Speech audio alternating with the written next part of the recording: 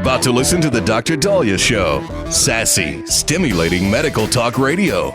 Any medical advice Dr. Daliah Wax gives on her show should not be substituted for an actual visit to your medical provider. And now, here's Dr. Daliah.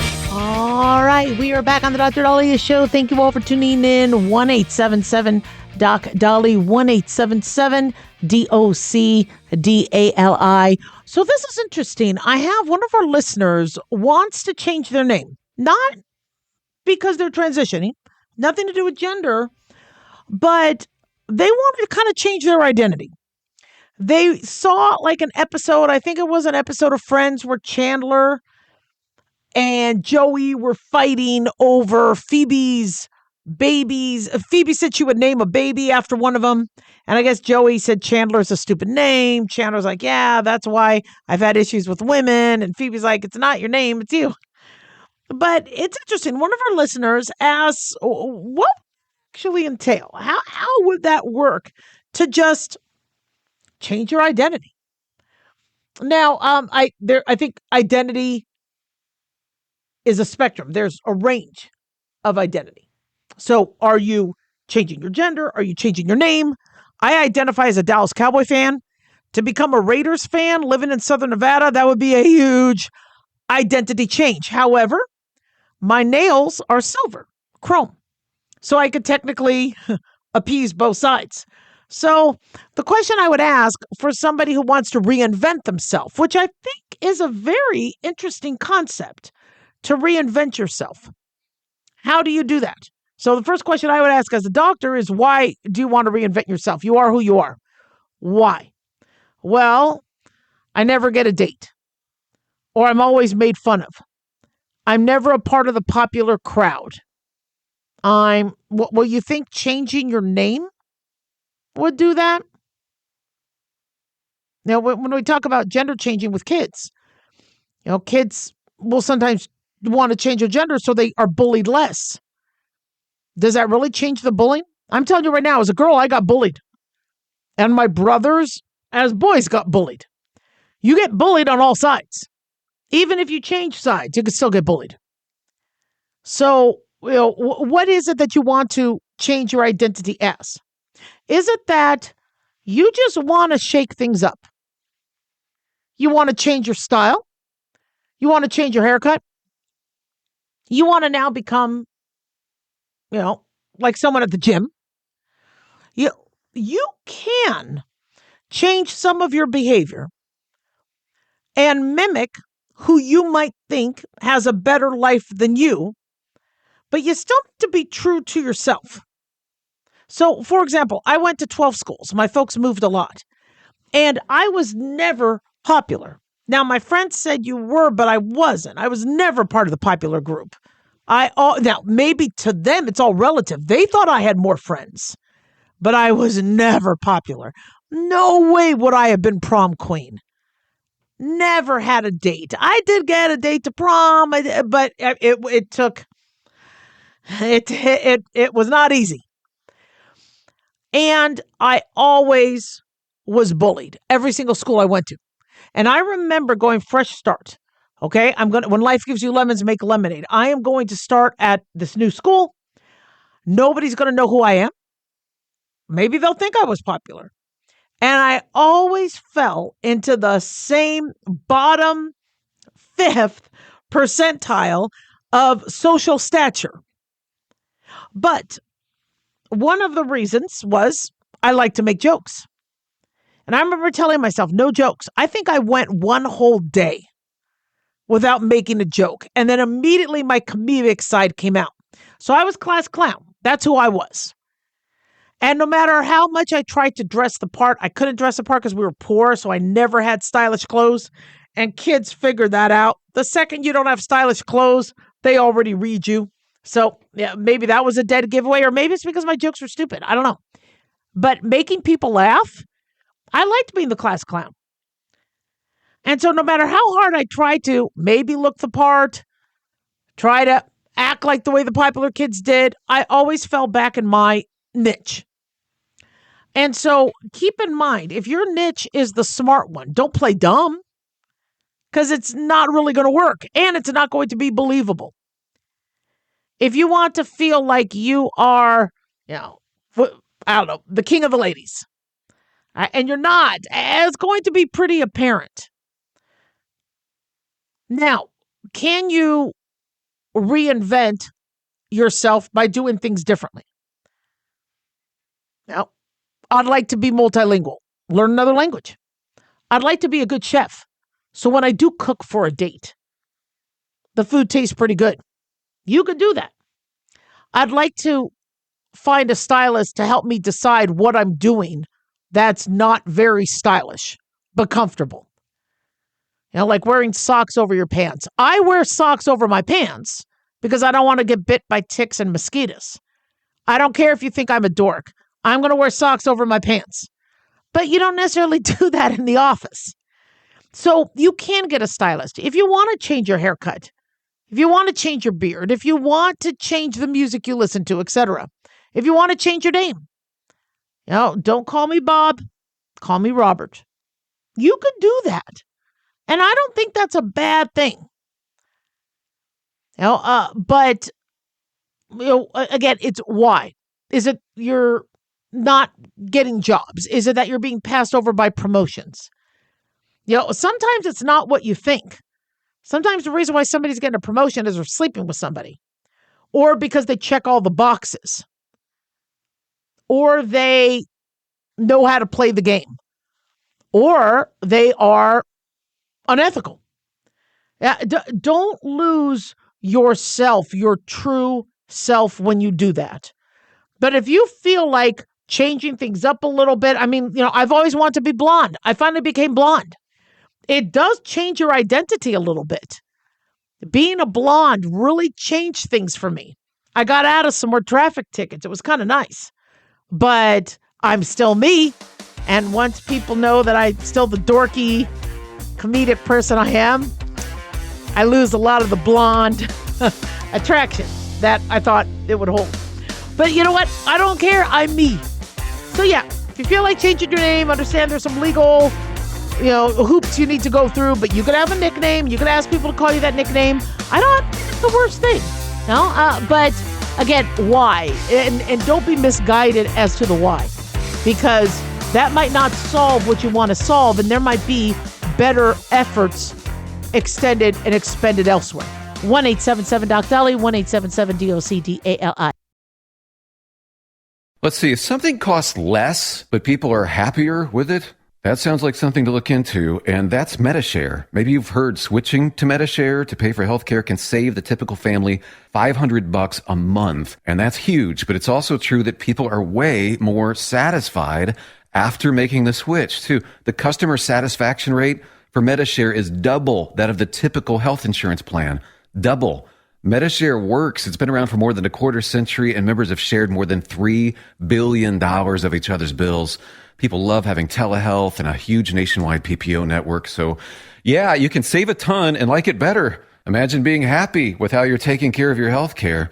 So if you're self-employed or part of the gig economy, or you just want a plan you're happy with, you can call right now and get a price within 2 minutes. A very, very smart use of 2 minutes. Here's the number you need. 855-SHARE-40. That's 855-SHARE-40. 855-SHARE-40. Hey guys, it's Dr. Daliah. Fantasy football season is coming, but sadly, too many of you are taking the bench while the country takes part in one of the most exciting and lucrative industries out there. Don't know how to play? Well, huddle up and listen. Paul Kalikas and I have written a fantasy football pocket guide for beginners. This book walks you through the basics and shows you how simple and lucrative joining or creating a fantasy football team can be. Read our fantasy football pocket guide for beginners found on Amazon, or follow the links on X and Facebook. That's Fantasy Football Pocket Guides for Beginners. Don't be left out. In a study, it was found that 33% of 44 herbal supplements had no trace of the advertised herb. Don't let that happen to you. Hi, this is Dr. Mitch. If you want to ensure quality, please go to TotalWellness.com. Supplements made for physicians, only now available to you too. TotalWellness.com, helping you to look good, feel good, and enjoy total wellness.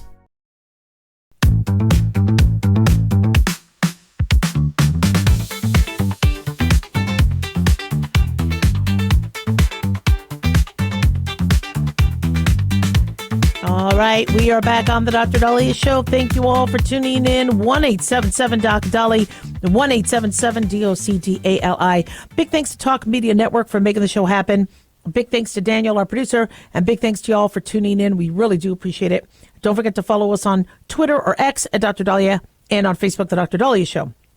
So, healthcare costs, according to Fox News, are up 300% higher if you are privately insured than if you have Medicare. Now, I know people who are privately insured have more medical costs. That's, but 300% higher? So this report, they say most Americans, more than 65%, have private health insurance. But this new report says there's a potentially very expensive drawback. If you have private coverage, you may end up paying much more for your medical care compared to those who have public health insurance. Now, this is according to recent data from Rand Corp.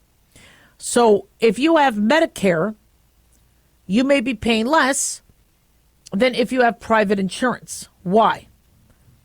Well, they say as of 2022, employers and private insurance companies paid an average 254% more for medical services than what Medicare programs would have paid.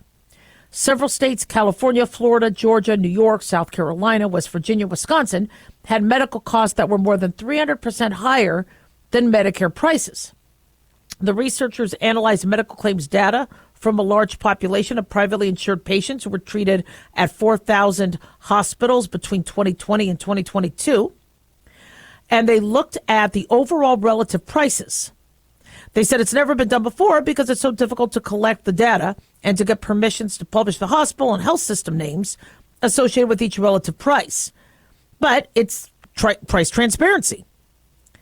And they said naming the hospitals and presenting their overall relative prices hasn't been done before. They said the report gives employers a tool they can use to become better informed purchasers of healthcare services. Hospitals account for the largest share of healthcare spending in the U.S., so this report also provides valuable information that may aid policymakers interested in curbing healthcare costs. So, just because some place charges more doesn't mean necessarily you're getting higher quality. But they say hospitals bill private insurers multiples of the Medicare allowable. The elevated costs, they say, are passed on to patients, resulting in higher premiums and out-of-pocket expenses. So how is this happening? Now, as a physician, okay, if Medicare only paid me, let's say, $40 for a physical. They used to not pay for physicals. Let's say I got $40. I usually would get less to the same from a private insurer. Private insurers are going to take what Medicare pays and use that as a barometer. They're not going to pay more if they don't have to. Now, on some things, they might pay more. Doctors can't live on what Medicare pays. Medicare would sometimes not pay. They said, yeah, I know you did a urine, but we're not paying. Or I know you gave the flu shot, but we're only going to give you 12 cents for the flu shot. Well, that's why a lot of doctors stop taking Medicare, because they're like, Medicare's not paying. And so some insurance companies would actually reimburse you. The average flu shot costs about maybe $8 to $10 a person. When you look at the shot, the syringe, alcohol, the time, the nursing, so you average, so if you break even, if that. Usually you lose money on giving flu shots. But, I can understand why some private insurers are saying, look, Medicare is screwing you over. We're not going to do that. In fact, there was a doctor office who had to pay Medicare tens of thousands of dollars back because they were doing stress tests, and you bill for the treadmill test, you bill for the read, you might bill for the telemetry. There's certain services you do. Medicare decides after the fact, according to this one doctor's office, to say, you know what, we're not going to cover that other piece. It's just going to be bundled. So now you have to pay it back. Well, So, of course, Medicare's paying less, especially if they're asking for money back. Medicare asked me for money back. I was doing urine tests like I normally do in the office. And there's the urine test and your cost of the test strip and measuring it. And then there's the cost of you sending it to the lab and packaging it up for the lab. And then reading the results. They decided that they're not going to pay for any of that. And they asked for the money back, or they just took it for all the urine tests we did. Not that the urine tests were not, you do a urine test on your high blood pressure patient, you do it on your diabetic patient. They were all valid urine tests, but they just decided they wanted the money back. Thank God for me, it didn't end up being tens of thousands of dollars because I don't charge that much to do a urine test. But those are some of the tricks Medicare was doing. So a lot of doctors don't take Medicare. Me, I just closed my office. That was easier. But some hospitals charge less than, Medicare. Some charge a little more. Now, why? Why wouldn't they just do what Medicare does? Well, because again, if Medicare's only paying you 12 cents for the shot, you need to then make up for what Medicare is not paying. And with the way the system works, which is a complete mess up, is we're going to charge X amount. Let them write it off. Let them say no, because that's what insurance companies do. If an insurance company only wants to pay me $2.42, it doesn't matter if I charge $100, $150. They're only going to pay me $2.42. There's a company in Nevada that's notorious for that. Patient pays $30 copay. They'll only pay $2.42. So it doesn't matter if I charge $100, $1,000. I'm only getting $2.42. But one time, my biller came to me saying, Daliah, you're undercharging for the urine test. I'm like, why? What are you talking about? Well, you charged $8 and they only gave $8, but this insurance company will give you $10 every time you run a urine test. And I go, well, what do you do? She goes, well, you charge 12 or 15. Then they'll write it down and you'll never get underpaid. So that's how doctors and companies approach it. They'd rather overcharge and let the insurance just write it off like they usually do and say, this is all you're getting, than to undercharge and lose out on money. It's a real stupid system. So then now you're a cash patient and you're paying on that $1,000 visit or that $100 urine test. To me, I just charge $15 for the urine. But still, and then luckily with our office, we did cash discounts across the board. But for people who go to a hospital, if their insurance says we're not paying, now they're stuck with a $15,000 bill when they were just in the ER for an hour. So we do have to have a better system. But the reason why these prices are happening is because hospitals are getting screwed. These hospitals along the border where migrants with no insurance are coming and using services, those hospitals need to stay alive by paying people. So they have to make it up on the back end.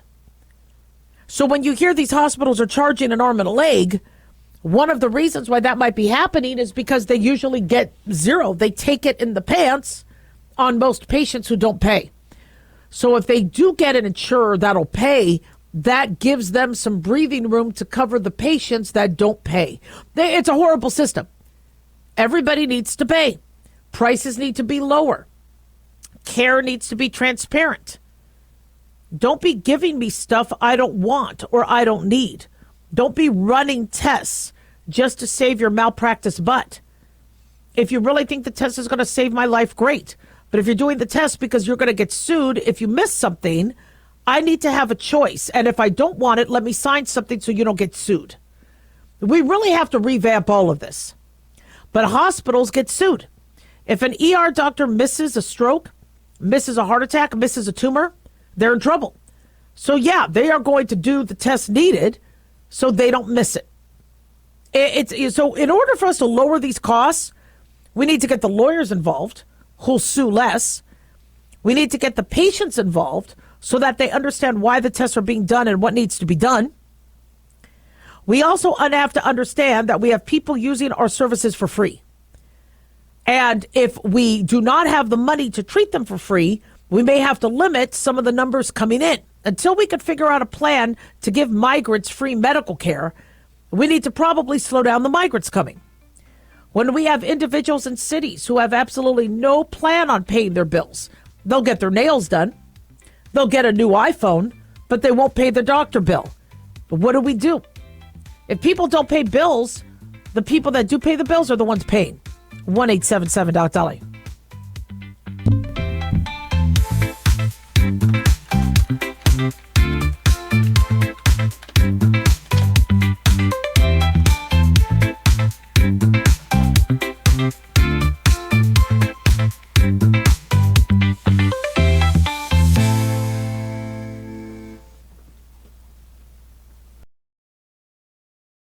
Hi guys, Dr. Daliah here. Addictions can sneak up on us and come in many forms, whether it's drugs, alcohol, sex, video games, porn, or something less obvious such as food, internet, or shopping.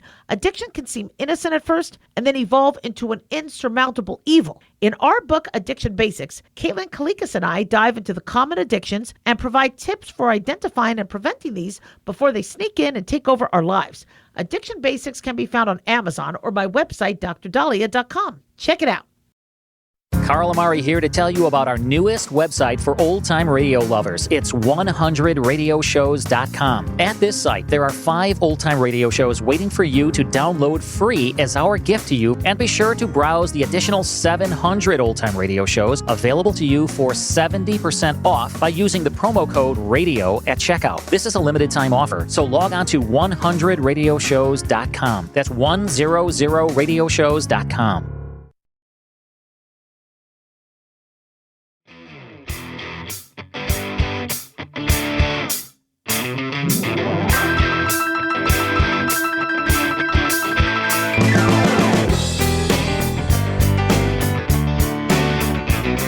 All right, we are back on the Dr. Daliah Show. Thank you all for tuning in. 1-877-Dr. Daliah, 1-877-DOC-DALI. So I really want to appreciate, just extensive appreciation of you guys reaching out, seeing the anti-Semitism and some of the ridiculous things that have been happening in our country ever since the October 7th massacre and before. Trust me, racism, anti-Semitism, bigotry has been abound, but people have been more blatant about it. I really appreciate much of your guys' sentiment and your support. There are still hostages being held in Gaza, some of them U.S. hostages. It just blows my mind that we don't have the world coming together to, 1, condemn what the terrorists did, number 2, show a stand against terrorism, and 3, try to get the hostages home while they are being treated as slaves, raped, and as some of the Hamas leaders have said, they don't even know if some of them are still alive at this point. Absolutely frightening. But, many of you have picked up on discrimination and racism, and that has pervaded for decades, centuries in this country. And I have always said from the beginning, don't think you're in the clear. If you think you're in the clear, then you've got a rude awakening. And you will be discriminated against or terrorized or threatened. It'll happen. If we have a society that allows that to happen, it's going to continue to happen. And it'll happen to you. Remember, there was a doctor, and I think it was in the South, I don't remember what state it was, where he refused service to somebody who didn't get a COVID vaccine.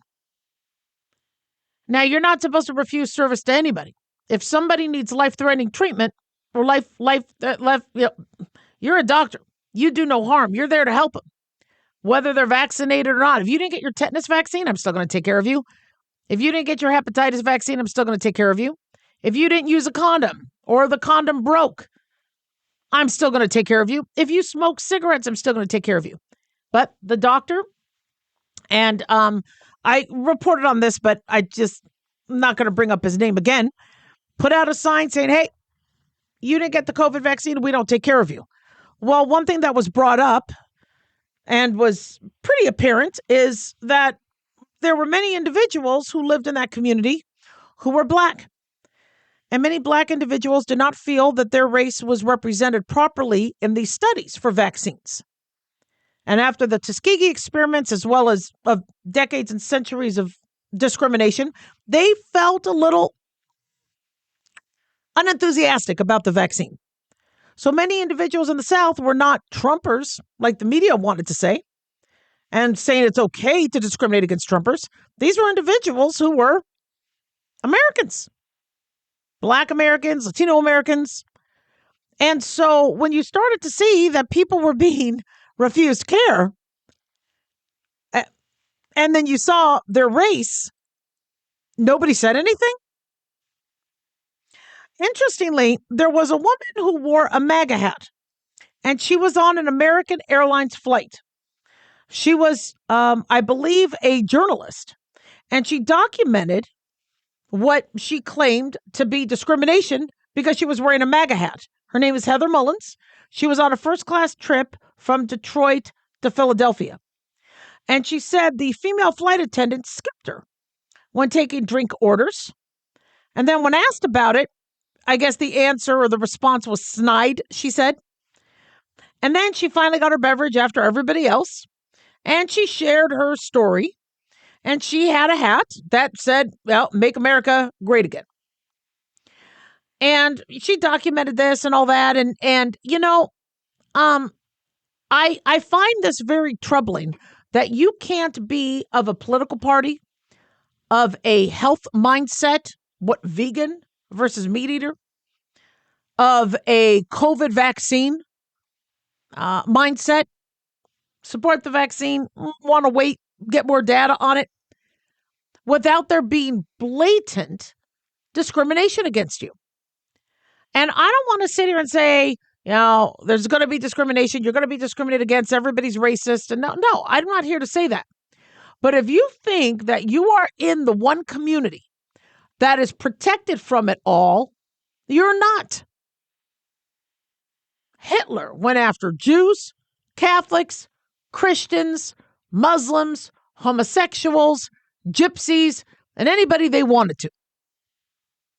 Nobody was safe. They're going to turn on you. If you are gay and you live in Gaza, there are rules against your being on the LGBTQ spectrum. And it has been made very public that you could be arrested.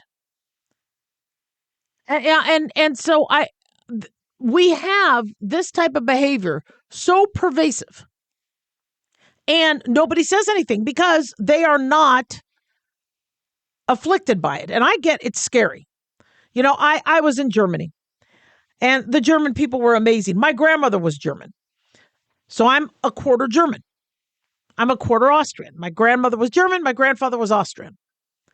Felt very comfortable with the German people. Know some of the language because my grandmother spoke it to me as a young child. When we were driving across the countryside, there was a bridge. And on the bridge, it had graffiti that said, "No Nazis," with an exclamation point. Good for them. Good for them. And I really feel bad for the German people, having lost their country to this insane, bloodthirsty, disgusting appendage of Satan who took over and scared people into following. And people were scared. And when people are scared, they put themselves and their family first. And I don't blame the German people, the good German people, who didn't want anything to do with Nazism, but were scared. But I really am grateful for those who spoke out and those who helped individuals. And where are those people today? Many of you are. Very, very cool of you to speak out. I see your Facebook posts. I see your social media posts. Anti-Semitism is ridiculous. Hostages, people being raped, babies murdered, kids raped by the Hamas attack, absolutely disgusting. And if we let the narrative go with, oh, well, it was deserved because even though Israel left Palestine in 2005, they're still causing mayhem and obstruction. No, if we let that narrative persist, that means we're giving terrorism a free pass. We cannot do that. Because terrorism will happen here. Look at how we already have terrorists sneak across the border. People thought that September 11th was justified. There is no justification for killing innocent people, for coming into our country and killing innocent people. And so when you see somebody who has a Biden-Harris t-shirt or a MAGA cap get discriminated against, get made fun of, that's not America. We're not in America to only be one political party. We're in America to have freedom of speech and to be able to vote freely and to be able to support a political candidate freely. But already those forces that we see in non-free countries are already pervading here, where if you don't think like us, you're bad and we could go against you. And that's wrong. I don't care if you support Biden. I don't care if you support Trump. I care about your freedom to be able to convey that. I may not agree with some of your politics. I may not think somebody's been a good leader, but I will still defend your right to want to vote in a free election with not of any consequences, let alone be able to sit on a plane or to be able to be in a school or to have a job. I'm telling you right now, discrimination will happen to you unless you speak out. 1-877-DOC-DOLLY, 1-877-DOCDALI.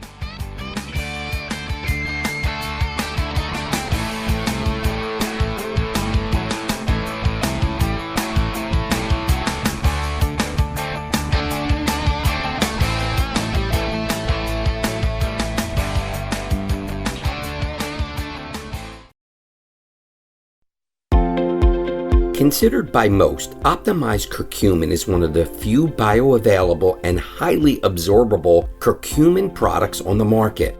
Hi, I'm Dr. Mitch. Since most chronic diseases have inflammation, our optimized curcumin seems to be a perfect addition to any nutritional program. It makes sense to me that preventing or reducing inflammation is a key component to our overall health. The Mayo Clinic found that curcumin can decrease swelling and inflammation, has antioxidant properties, and research suggests that curcumin can prevent cancer, or at least slow the spread of cancer, and in many instances make chemotherapy more effective. It protects our healthy cells even from radiation. TotalWellness.com, where we help you to look good, feel good, and enjoy total wellness. Self-reliance. It's not a phrase we hear much in our culture these days. It might conjure up images of pioneers, the West, rifles, strapping men, and strong women.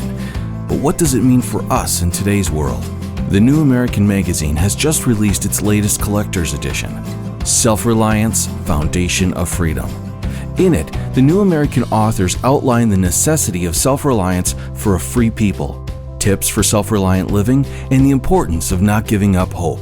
This unique edition includes articles on the self-sufficiency of the founders, preparing for a worst-case scenario, firearms, financial self-reliance, the importance of community, and many other topics by expert writers. Now, for a limited time, the New American is offering a bundle of 3 collector's editions, Self-Reliance, The Great Reset, and Trump World, for just $19.95. Available at shopjbs.org. Visit shopjbs.org today.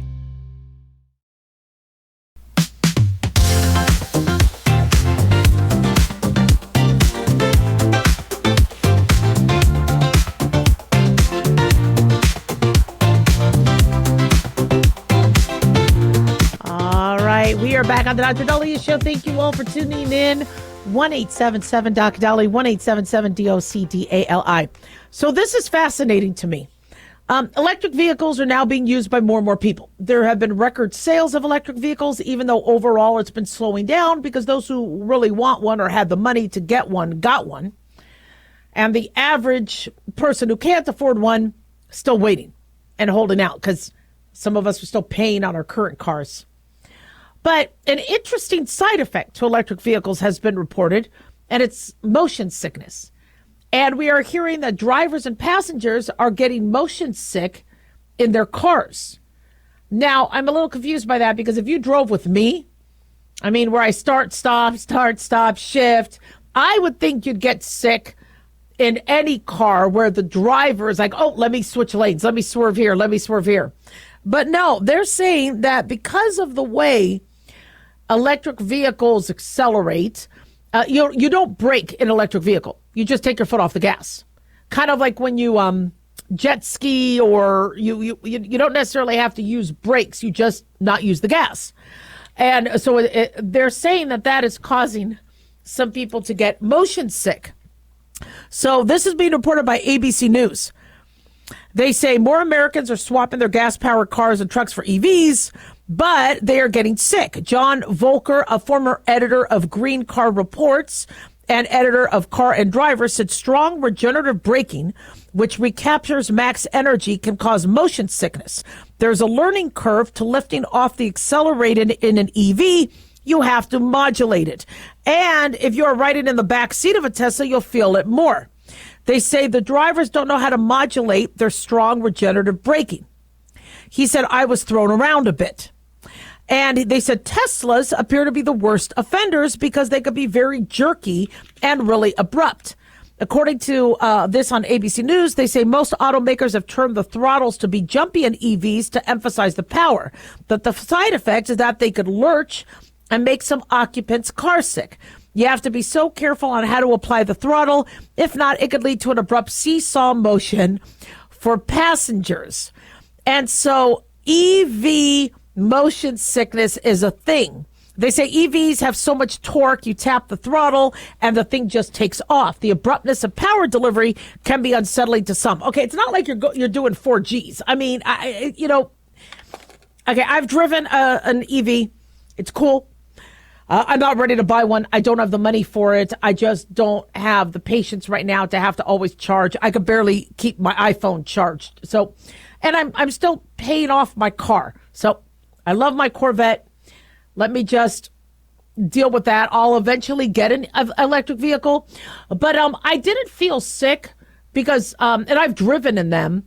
I felt fine because the driver was already used to how they handle it. So you will jerk a little bit, and it's just going to be early on. But motion sickness is a thing, and motion sickness is something that I struggle with on boats. I remember we were fishing for barracuda, and I actually caught the big fish of the day, but I did it while vomiting over the side. I was so seasick, but I wasn't going to stop. My husband was like, do you want to lie down? You never, by the way, when you get seasick, you don't want to go into the galley or go, and you want to be outside. You want fresh air. You want to look at the horizon and stare at that, because what you see and what your inner ear is sensing have to be in sync. If not, you start feeling sick. And your vestibular system there, it's a lot more complex than that, but roughly your eyes and ears have to match up, and your inner ears can kind of feel the swaying. And so for me, is if I'm in control of the boat, like if I'm driving a boat, I'm fine. But if I'm riding and I can't control the boat, I'll start feeling sick. Well, you can't always control a fishing boat. I mean, they don't let you. I mean, you try, but yeah. So with motion sickness, the best thing to do is to, one, stay outside, look at the horizon. If you're in a car, open the window, get some fresh air. Stagnant air doesn't help. I like sipping on some carbonated beverages. And, you throw up. It's fascinating how your body reacts, because as a human being, you are designed to walk on land. You're not designed to be in an airplane. You're not designed necessarily to be in an ocean. You might swim. If you go back to caveman days, you were on land. You're a land animal. We might swim. We might pick up fishies. We might scuba dive. But we were never designed to be out in the middle of the ocean. Our bodies can handle beach. But when you're there, our bodies aren't designed for that. Now, we've evolved to have ships. We've evolved to have boats. We've evolved to have jet skis, planes, other things, cars. Now we have electric vehicles. But it doesn't mean the body is used to that. Same thing with jet lag. People complain that they have jet lag, and they go, something's wrong with me because I'm always jet lagged and it takes me forever to adapt. No, there's nothing wrong with you. If you have jet lag, you're normal. If I, let's say, go to New York, which I'm going to do in a couple weeks, All right. It's a different time zone, 3 hours difference. The light is going to be looking differently. The sunrise, sunset's going to be different. Well, before cars in caveman days, I would have had to walk to that time zone. And by the time it took me to walk from Las Vegas, Nevada to New York, I probably would acclimate. But we're not walking from Las Vegas to New York. I'm taking a 4.5 hour flight. So yes, I'm not going to adjust. From there, I am going to be making a stop in Europe for a little bit. I'm going to be completely jet lagged. You cannot be 9 hours difference and not expect there to be it. But if I actually worked my way towards that in the olden days, I would have acclimated. Same thing with altitude sickness. By the time you walk up by the time you get to Denver, right, or Castle Rock from Colorado Springs, you would have acclimated.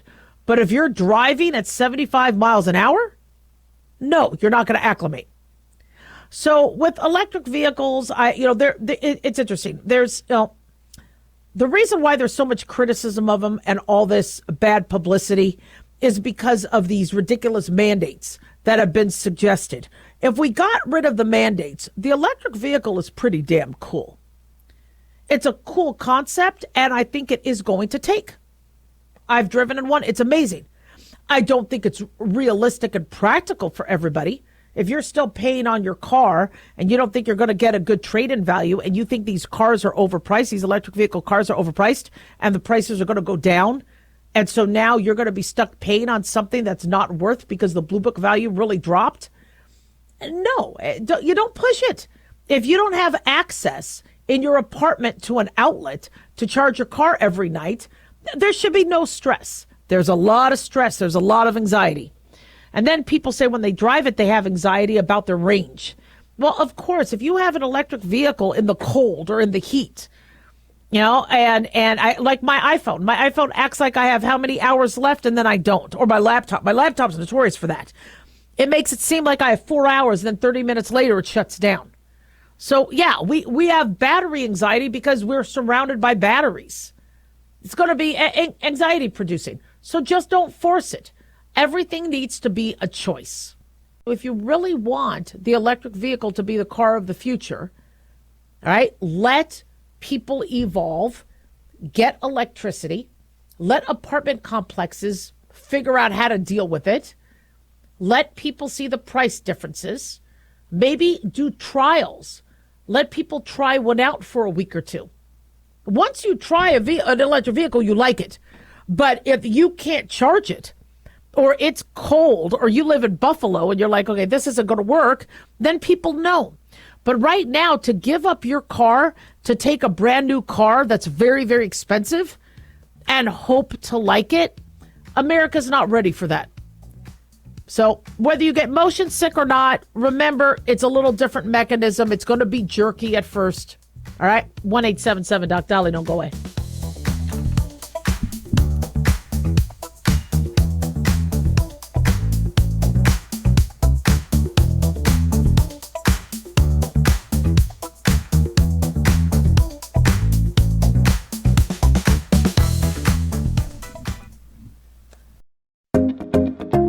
Did you know that healthy arteries make a gas?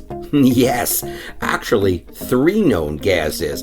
Hi, I'm Dr. Mitch, and nitric oxide is a gas that's readily made all day long to keep our arteries open by relaxing the blood vessel walls. By doing this, our circulation is increased, bringing blood, oxygen, and nutrients to every part of your body. Both age and poor diet can lead to a loss of this precious gas, and in turn, blood pressure can go up, energy can go down, and you can get tingling in your hands and feet. Well, our product, Ultimate Nitric Oxide, can easily help fix this lack of nitric oxide. Go to TotalWellness.com. That's TotalWellness.com, where we are helping you to look good, feel good, and enjoy total wellness.